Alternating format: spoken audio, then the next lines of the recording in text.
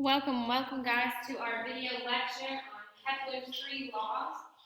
If you will, go ahead and copy down your vocab on the screen.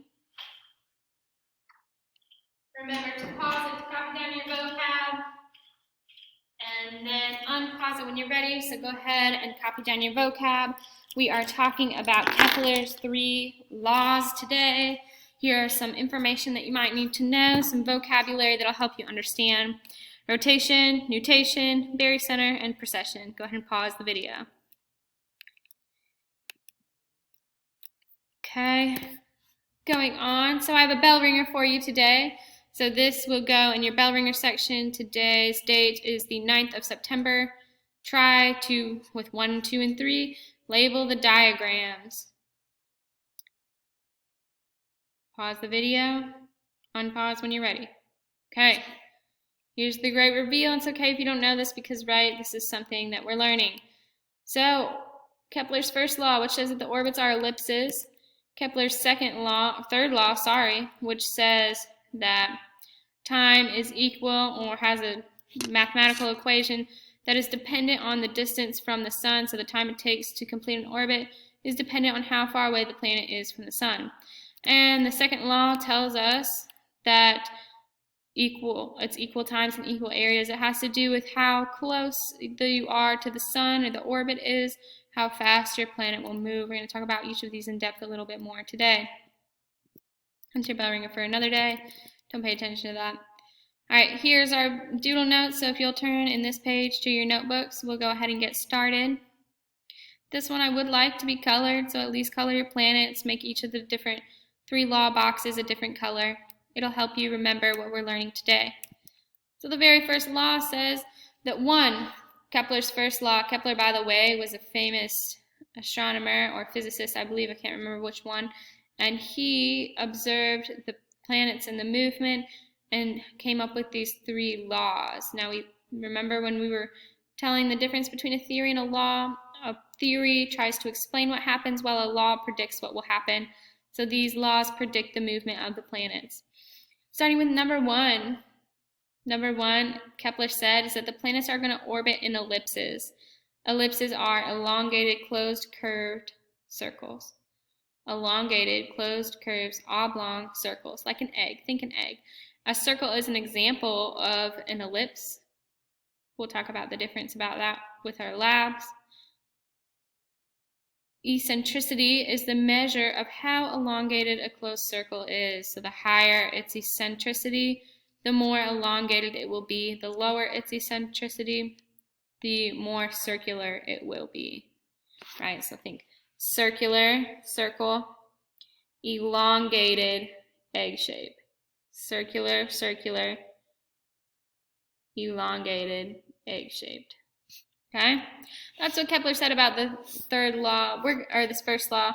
We're going to go in depth in a little bit tomorrow, actually, on a lab that kind of demonstrates this phenomenon for you so that you can see it has to do with the foci centers of the ellipses. If your foci are closer together, the more circular they're going to be. So if I have a circle with an ellipse that has my 2 foci, my fingers, if they're farther apart, it's going to be more elliptical. If they're closer together, it is going to be more circular until they're right on top of each other, which actually makes a perfect circle. Okay, so this first law says that the planets orbit in ellipses because you have 2 foci, the sun and whatever planet you're talking about. Got it? Number 2 is the law of equal time and equal area. All right? So the planets travel more rapidly closer to the sun and slower when they're further away. So when your planet is on its orbit and it is further away, it will be slower than if it is closer. So I'm drawing you a picture, so hold tight. So if this was my planet and the orbit of my planet, the sun is right there, the planet is right there. When my planet is right here on its orbit, it is traveling slower than if it was right here. When it is closer to the sun, it is faster. When it is further from the sun, it is slower. We have specific names for these. We call the perihelion, which is the closest to the sun, it goes faster. So closest to the sun, therefore it's faster. We named that the perihelion. It refers to the position of the planet. The alpha helium, on the other hand, is the furthest from the sun, and it is slower. So it's furthest from the sun on its path, on its orbit. It is going to be slow, and we have named that the alpha helium. You can see we define these for you. Perihelion is the point in which the orbit is closest to the sun, therefore it's going the fastest. Alpha helion is when the orbit is farthest from the sun, therefore it is going the slowest. And our very last of Kepler's 3 laws is the third law. This states that the distance is proportionate to the period of the orbit. Pause for just a second. That means that the further a planet is from the sun, the longer its period. We call period something else. We call period a year. A period is how long it takes to orbit the sun. So how long does a planet take to orbit the sun? We call it in science a period. Regular lay culture calls it a year, right? What this law is saying, that because Jupiter's orbit, because Jupiter is further away from the sun, because Jupiter is further away from the sun, it will have a longer period than the Earth. So Jupiter's year that it takes to orbit the sun in 1 year is going to be more than if it was closer to the sun like Earth.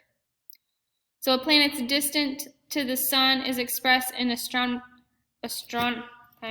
astronomical units, AUs. 1 AU equals 1 Earth's distance to the sun.